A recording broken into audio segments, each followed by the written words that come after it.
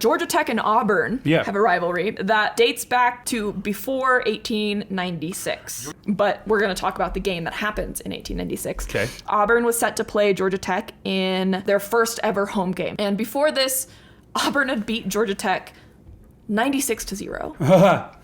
Auburn knew that Georgia Tech would be coming in by train, so they greased about 400 yards of the rails I'm sorry, what? on either side of the station with pig grease and lard and soap.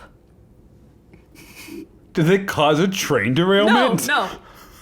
What happens is What? that the train cannot stop at Auburn's train station, and it just fucking keeps going, babes.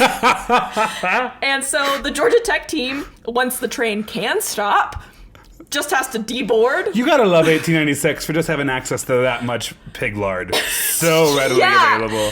Georgia Tech had to walk back to town carrying all of their gear, and obviously they lost 45-0. Okay. Georgia Tech. Nothing says like, I feel confident about winning this game, like, let's cheat. Yeah, and the article that I read was like, maybe they weren't prepared. Maybe they just did not have the energy after not sleeping and then having to walk back. Maybe it's Maybelline. Yes.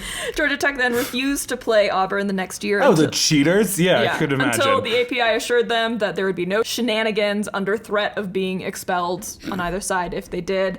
To commemorate this, Georgia Tech began the Rec Tech Pajama Parade, a symbolic reenactment of Georgia Tech's pajama-clad march to their train station. And in the days of the parade, Auburn would host a pep rally at the end of this parade where they all wore their pajamas. I just want to say, like, let's ditch our phones. In 6 months, what are we doing? You know?